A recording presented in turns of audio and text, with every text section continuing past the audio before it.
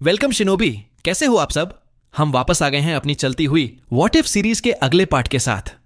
अगर आपने पिछला पार्ट नहीं देखा है तो पहले जाकर देख लो, क्योंकि बिना उसके ये टाइमलाइन पूरी तरह समझ नहीं आएगी। पिछली कहानी से आगे बढ़ते हुए, what if Obito returns to the past just to save Rin. समय बदल चुका है, फैसले बदल चुके हैं और अब किस्मत भी बदलने वाली है। तो बिना देरी के चलो शुरू करते हैं। इस शहर के पूरी तरह बर्बाद हो जाने की वजह आखिर क्या थी? अचानक इमारतों के बीच से तेज लड़ाई और धमाकों की आवाजें गूंजने लगीं। सब लोग आवाज की दिशा में भाग पड़े। करीब पहुंचते ही उन्होंने देखा कि सोने बालों वाला लड़का नारुतो एक पपेट से लड़ रहा था। ओबितो के माथे पर पसीना आ गया। ये नारुतो, वो यहाँ कैसे? दूर से मिनाटो भी चिंता भरी नजर से नारुतो को देख रहे थे। तो ये है नारुतो का असली रूप। उन्होंने सबको मास्क पहन लेने को कहा ताकि कोई बेकार की दिक्कत न हो। नारुतो जब खतरे में फंसा हुआ था तभी मिनाटो अचानक प्रकट हुए और फ्लाइंग रेजिन से उसे सुरक्षित बाहर ले आए। उसी समय काकाशी तेजी से बढ़कर पपेट की चाकरा स्ट्रिंग्स काट देता है। खतरे से बाहर आने के बाद मिनाटो खुद नारुतो की चोट बांधने लगे। नारुतो ने एक चमकती मुस्कान के साथ सबको धन्यवाद कहा। ओबितो को हंसी आ गई। उसकी फास्ट हीलिंग देखकर लग रहा था कि पट्टी बंधते ही वो ठीक भी हो जाएगा। इसके बाद नारुतो ने उत्सुकता से पूछा, आप लोग कौन हो? मिनाटो ने सीधी पहचान नहीं बताई। उन्होंने बस मास्क थोड़ा नीचे किया। हम भी कोनोहा के शिनोबी हैं। नारुतो को अचानक एक अजीब सी अपनापन वाली फीलिंग आई। इस नरम आवाज वाले बड़े भाई जैसे आदमी से उसे तुरंत कनेक्शन महसूस हुआ। फिर उसने छोटे काकाशी की तरफ देखा। और ये क्या काकाशी सेंसे का फैन है? हेयर स्टाइल तक सेम है। काकाशी ने धीरे से ओबितो से पूछा, ये सच में फ्यूचर का सेवियर है? थोड़ी बातचीत के बाद मिनाटो ने नारुतो को सच बताया। ये जगह 20 साल पुराना अतीत है और अगर तुम उस आदमी को हरा दो जिसने टाइम स्पेस जुत्सु अब्सॉर्ब कर लिया है तो तुम वापस अपने समय में लौट जाओगे। नारुतो हैरान हुआ, लेकिन उसकी नेचर के हिसाब से उसने जल्दी सब स्वीकार भी कर लिया। अचानक उसे ख्याल आया।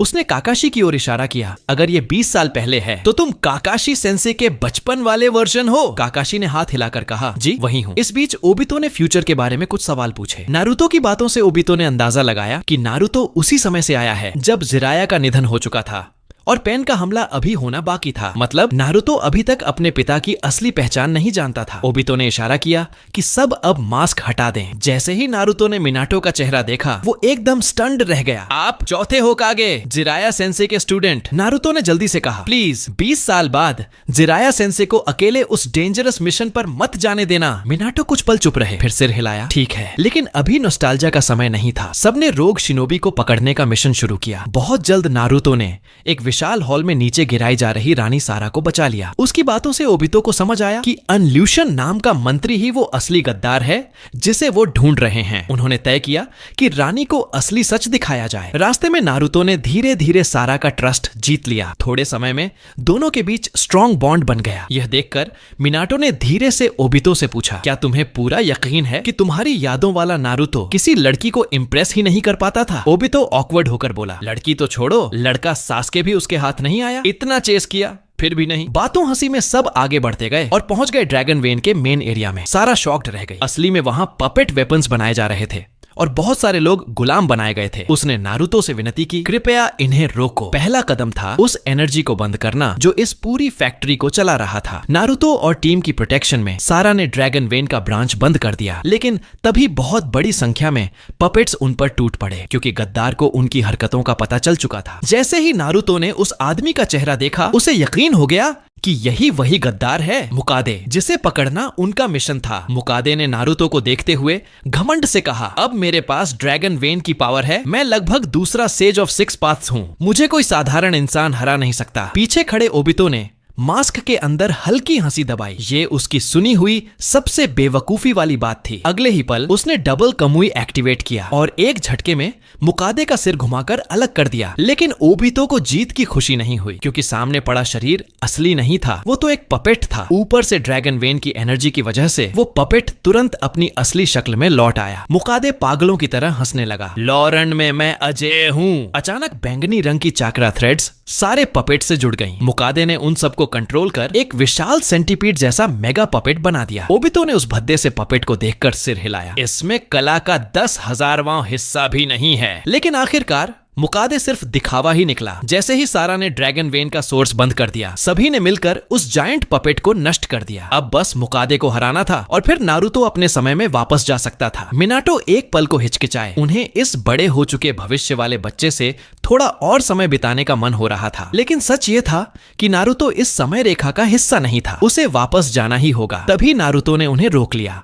उसने कहा, क्या मैं जाने से पहले जिराया सेंसे से मिल सकता हूँ? मिनाटो ने अफसोस से कहा, अभी जिराया बहुत दूर कोनोहा में है। मेरी फ्लाइंग रेजिन सीधे वहाँ नहीं पहुँच सकती और पैदल जाने का हमारे पास समय नहीं है। ये सुनकर नारुतो की आंखों में गहरी उदासी उतर आई। जिराया के साथ बिताए सारे पल उसके दिल में उमड़ आए। उसने मुस्कुराते हुए आंसू दबाए। कोई बात नहीं, बस कह ही रहा था। अब वक्त था अपने समय में लौटकर माउंट मायोबोकू जाकर सेज मोड की ट्रेनिंग पूरी करने का। ओबितो ने नारुतो की कमजोरी महसूस कर ली। पिछली जिंदगी में उसने नारुतो के प्रति बहुत कर्ज छोड़े थे, इसलिए इस बार नारुतो जो चाहेगा वो उसे पूरा करने की कोशिश करेगा। उसने रिन को कहा कि मेडिकल जुत्सु से मुकादे को जिंदा रखे। फिर उसने कहा, मैं कमुई से नारुतो को कोनोहा ले जाऊंगा। रिन घबरा गई। इतनी दूरी का ट्रांसफर तुम्हारी आंखों के लिए खतरनाक होगा। ओबितो ने कहा, चिंता मत करो, मैं अभी हशिरामा सेल्स ट्रांसप्लांट करने वाला हूँ। अंधा भी हुआ तो ठीक हो जाऊंगा। फिर उसने कमुई एक्टिवेट किया। उसकी आंख से खून की धारा बहती गई और एक बड़ा मुड़ता तिरछा स्पेस टाइम पोर्टल बनने लगा। नारुतो हैरानी से चिल्लाया, ये तो काकाशी सेंसे की आंख की पावर है। ये इसके पास कैसे? पोर्टल के उस पार कोनोहा गांव था और इस तरह नारुतो 20 साल पुराने कोनोहा में पहुंच गया। कुछ पूछताछ करने पर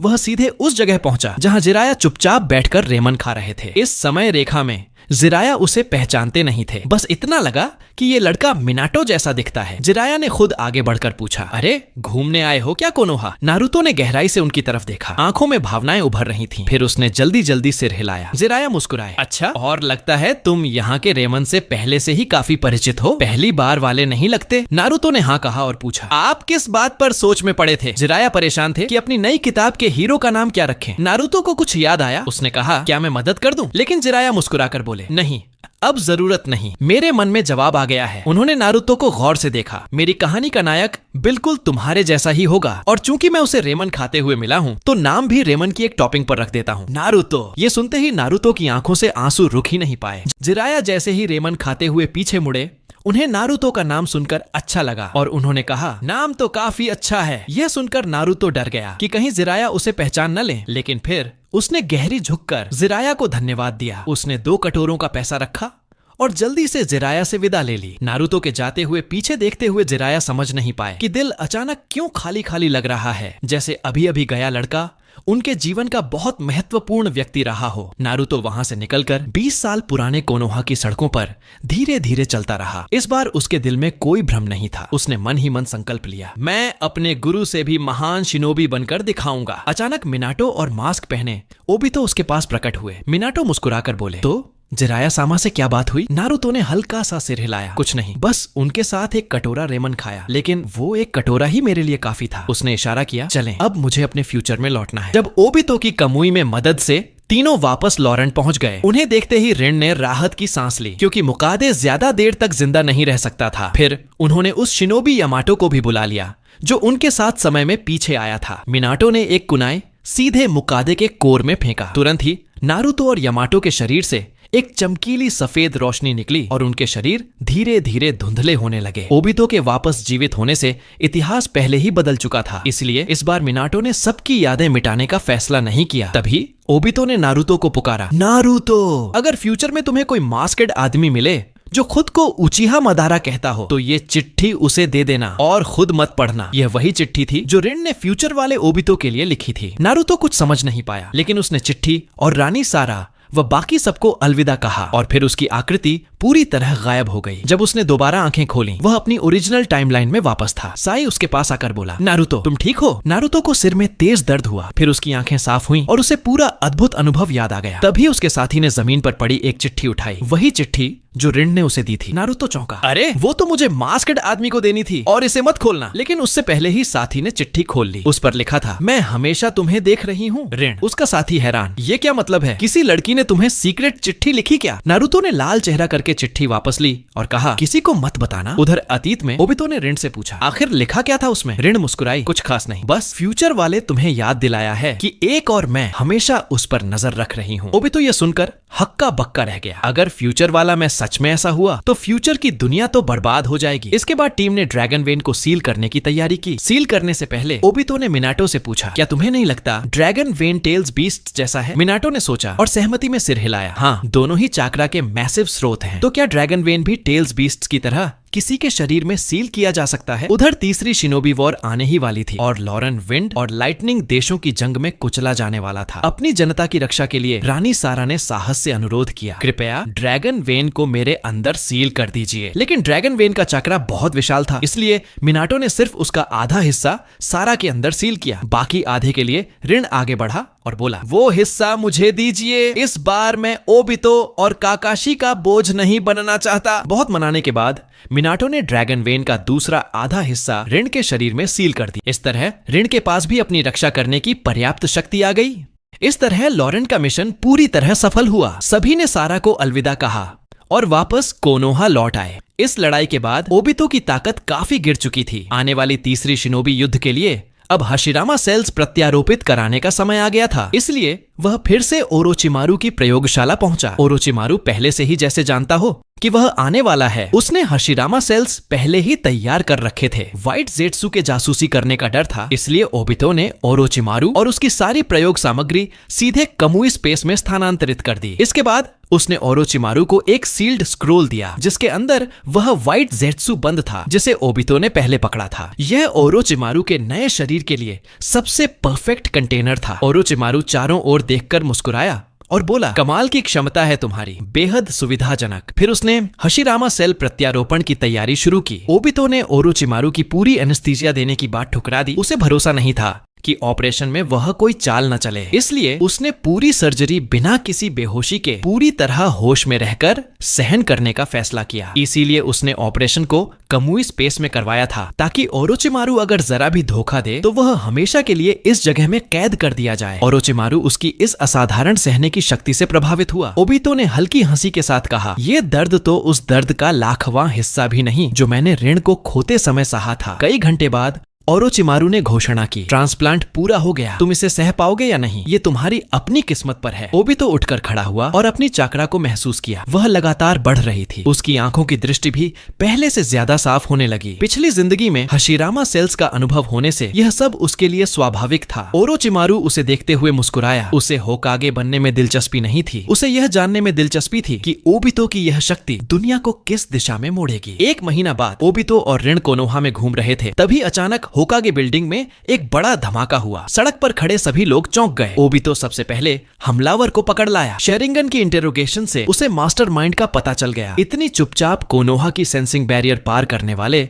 सिर्फ वही हो सकते थे। कोनोहा के अंदर कोई गद्दार घबराकर घुसपैठिया खुदकुशी करना चाहता था, लेकिन वह ओबितो के शेरिंगन से निकल नहीं पाया। यह एक प्लान्ड असैसिनेशन अटेम्प्ट था होकागे को मारने के लिए, जिसे क्लाउड, सैंड, मिस्ट और स्टोन चारों गांव ने मिलकर अंजाम देना चाहा था। 4 बड़े गांव एक साथ, ये ओबितो ने कभी नहीं सोचा था। उसकी पुनर्जन्म हस्तक्षेप के कारण फ्यूचर अब पूरी तरह बदल चुका था। कोनोहा के सारे चुनिन रैंक से ऊपर के शिनोबी होकागे बिल्डिंग के आसपास जमा हो गए। ओबितो ने सारी जानकारी मिनाटो को बताई और मिनाटो ने ये बात तुरंत हिरुजेन को रिपोर्ट की। यह चारों गांवों की तरफ से एक सीधी धमकी थी। होकागे ने तुरंत पूरे गांव को युद्ध की तैयारी का आदेश दे दिया। कोनोहा ने तुरंत कई स्काउटिंग स्क्वाड्स भेजी जिनमें मिनाटो टीम भी शामिल थी। ओबितो अब शांत और गहराई से सोच रहा था। युद्ध को रोकने का एक ही तरीका है, लोगों को दर्द का एहसास कराना। अब समय आ गया था कि वह अकात्सुकी जैसे संगठन को गुप्त रूप से मजबूत करे। रास्ते में ओबितो ने एकल मिशन का अनुरोध किया और वह अकेला ही क्लाउड विलेज पहुंच गया। अकात्सुकी अभी नया था, इसलिए उसने तय किया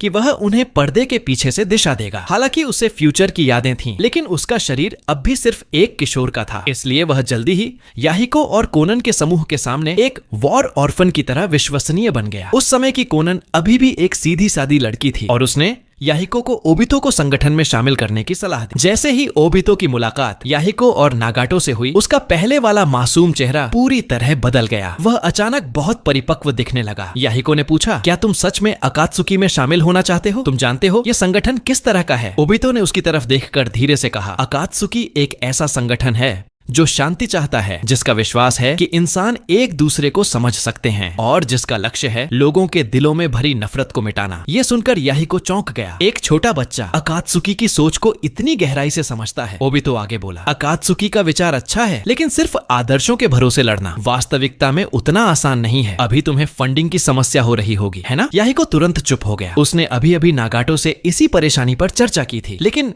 यह बच्चा 10 से 12 साल का होकर भी उनकी समस्या को ऐसे कैसे पहचान गया? नागाटो गंभीर होकर बोला, तुम आखिर हो कौन? इतनी समझ कहां से लाई? एक वॉर ऑर्फन बच्चा ऐसा नहीं बोलता। कोनन भी अब समझ गई थी कि अभी रास्ते में जो लड़का शर्मीला था वो यहाँ आते ही अचानक इतना परिपक्व कैसे हो गया। उसने भी पूछा, ये सब अचानक कैसे बदल गया? क्या है ये? ओबितो ने थोड़ा शर्मिंदा होकर कोनन की ओर देखा और कहा, मैं असल में आमेगाकुरे का रेफ्यूजी नहीं हूँ। मैंने सिर्फ एक डिस्गाइज बनाया था ताकि मैं अकात्सुकी के करीब आ सकूं। लेकिन जो कुछ मैंने अब तक कहा है वो सब सच है। मैं सच में अकात्सुकी में शामिल होना चाहता हूँ और इसके विचारों से पूरी तरह सहमत हूँ। कोनन पहले तो नाराज हुई, लेकिन फिर सोचा, एक 10 साल का बच्चा कितना बुरा सोच सकता है। उसने कहा, और जब मुझसे बात करो तो मैनर्स में बात किया करो, मुझे दीदी बोलना सीखो। ये सुनकर ओबितो के दिमाग में अजीब सी शर्मिंदगी हुई। पिछली जिंदगी में वह हमेशा उसे छोटी लड़की की तरह पुकारता था, अब उसे दीदी कहना पड़ेगा। वह इसे बहुत शर्मनाक मान रहा था। लेकिन जब उसने कोनन की आंखों में वो नरमी और उम्मीद देखी, वह उसे मना नहीं कर पाया। ये वही लड़की थी